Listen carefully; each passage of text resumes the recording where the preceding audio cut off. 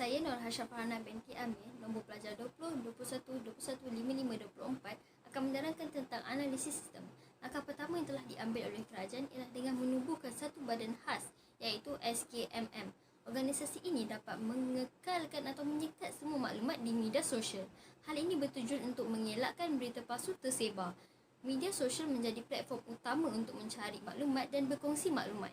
Selain itu, Undang-Undang Berkenaan Kebebasan Bersuara dalam artikel 5 Perlembagaan Persekutuan di mana kebebasan tersebut mempunyai hak yang terbatas. Sebagai rakyat, kita perlu tahu batasan ingin menyuarakan pendapat supaya tidak melanggar undang-undang tersebut. Langkah seterusnya ialah ditangani melalui undang-undang sedia ada. Undang-undang sedia ada diguna pakai untuk menangani individu yang menyebarkan sebarang berita palsu, laporan palsu dan penyalahgunaan media sosial. Disebabkan kebanyakan orang sekarang menggunakan telefon pintar bagi kegunaan seharian, kerajaan mengambil inisiatif untuk memperluaskan pengetahuan tentang jenayah skem ini kepada masyarakat melalui berita dalam media sosial. Selain itu, kerajaan mengadakan program pendidikan serta kesedaran yang dilakukan secara berterusan.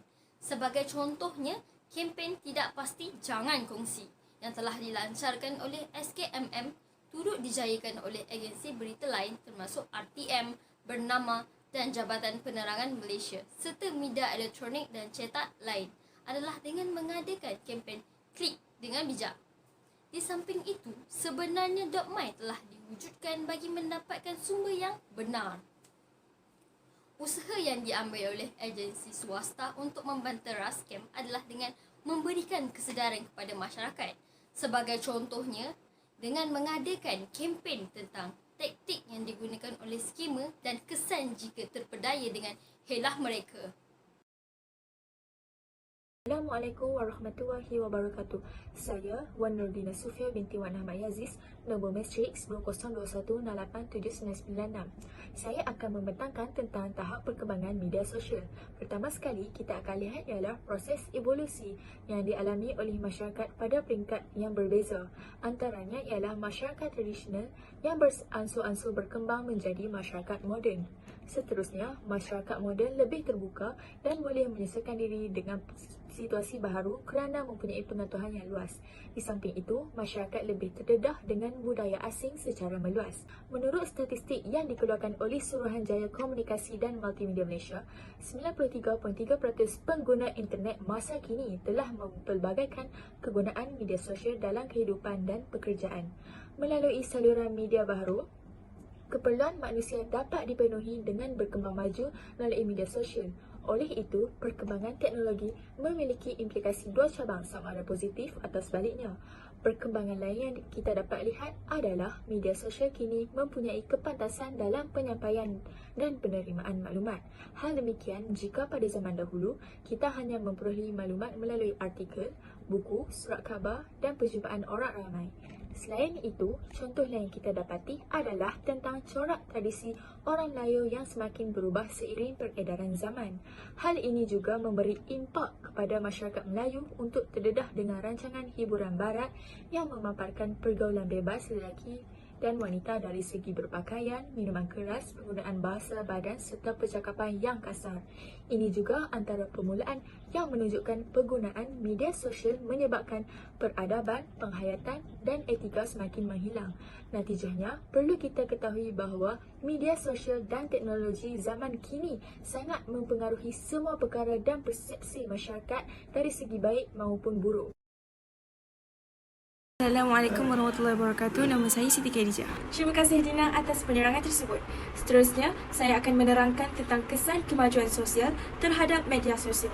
Kehadiran media baharu, terutamanya internet dan jaringan media sosial, telah memberi perubahan yang ketara kepada dunia komunikasi dengan kehidupan yang serba baharu dan mencabar kepada masyarakat. Seterusnya, wujudnya perbezaan corak pemikiran dan perbezaan sifat yang mempengaruhi sikap, perhubungan sosial seharian dan perbezaan budaya. Manakala era globalisasi juga telah memberi kesan yang kuat kepada setiap dimensi kehidupan masyarakat seperti memberi impak positif dan negatif bergantung kepada penggunaannya. Di samping itu, ia menjadi tempat di mana kita dapat berkongsi maklumat dan informasi yang datang dari segala pelosok dunia dalam masa yang singkat. Impaknya, ia menambahkan lagi perkhidmatan yang berkualiti dan bermutu tinggi kepada pelbagai lapisan masyarakat. Tambahan pula, media sosial membantu mengawal rancangan hidup kita dan mencipta pelbagai keperluan atau kehendak. Kesannya, gejala sosial yang buruk melibatkan golongan masyarakat pada masa kini semakin meningkat dibandingkan dengan kesan baik yang terdapat pada awalnya. Kewujudan media sosial yang menjadi tujuan utama adalah memberikan pelbagai kesan peradaban dan etika yang baik dalam kehidupan masyarakat hari ini. Antaranya termasuklah dapat mengeratkan semula hubungan yang lama terputus, memberi kemudahan dalam menyebarkan maklumat, memudahkan urusan seharian, membantu dari segi pelajaran dan sebagainya. Malangnya, cara penggunaannya telah banyak disalahgunakan oleh masyarakat kini dan menjadikan ianya mempunyai pelbagai kesan buruk, terutamanya terhadap aspek perkembangan fizikal, akademik dan akhlak seseorang individu. Antara penyalahgunaannya termasuklah terlalu mengikuti pengaruh buruk dari influencer terkenal, mengakses laman web yang tidak ditapis seperti menonton video lucah dan sering memandang ringan terhadap bab agama. Oleh itu, penggunaan media sosial seharusnya digunakan bagi tujuan yang baik untuk memperoleh manfaat, bukan digunakan untuk tujuan sebaliknya kerana ia akan memberi kemudaratan.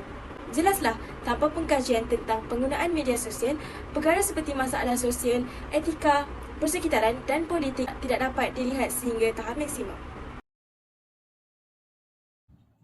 Terima kasih Khadijah atas penerangan. Assalamualaikum, saya Halimatul Saadia dan saya akan menerangkan anime yang keempat iaitu Kebudayaan Merentas Etnik. Berdasarkan jadual yang tertera, ia memaparkan mengenai kebaikan serta keburukan media sosial. Antara kebaikan media sosial yang diutarakan oleh bangsa Melayu, Cina dan India ialah pengguna dapat mengetahui isu-isu semasa dengan mudah dan pantas, dapat meningkatkan pengetahuan dan kemahiran ICT, dapat menimba ilmu baharu dari pelbagai aspek dan akhir sekali, media sosial merupakan media komunikasi yang sangat efektif dengan menjadikannya sebagai platform perniagaan atas talian yang mampu menjana pendapatan. Antara keburukan media sosial yang diperolehi daripada bangsa Melayu, Cina dan India ialah media sosial menyebabkan kehidupan seharian individu tidak produktif kerana mereka kurang berinteraksi dengan dunia luar seperti meluangkan masa bersama keluarga dan rakan-rakan. Selain itu, penyebaran maklumat yang tidak sahih secara meluas dan kes penipuan seperti skamer semakin kerap berlaku merupakan antara keburukan media sosial. Paparan menunjukkan impak penggunaan media sosial terhadap penghayatan etika dan adab yang diajukan oleh responden pelbagai bangsa. Antara impak yang dinyatakan ialah buli cyber yang semakin serius, pengguna media sosial yang semakin biadab, rakyat sentiasa berbalah antara satu sama lain disebabkan isu kecil, pengguna menggunakan perkataan yang tidak sopan dan banyak lagi kesan lain. Dalam elemen keempat ini juga turut menerangkan faktor penghayatan peradaban dan etika di Malaysia yang semakin menghilang. Antaranya ialah keyboard warrior, kurang didikan agama, kurangnya pengetahuan tiada had dalam penggunaan media sosial, video atau gambar yang dimuat naikkan tanpa sebarang tapisan dan lain-lain. Terima kasih Saadia kerana telah memberi penerangan yang baik. Saya Mariatul Kaptia dan saya akan membentangkan tentang tanggungjawab sosial terhadap media sosial. Pertama sekali, tanggungjawab sosial adalah dengan membuat aduan kepada pihak yang bertanggungjawab tentang perkara yang tidak sepatutnya disebarkan di dalam media sosial. Sebagai contoh, seseorang memberikan komen yang negatif terhadap orang lain dan menyebabkan seseorang itu mengalami tekanan perasaan. Perkara ini tidak sepatutnya terus disebarkan dan terus berlaku dalam kalangan masyarakat.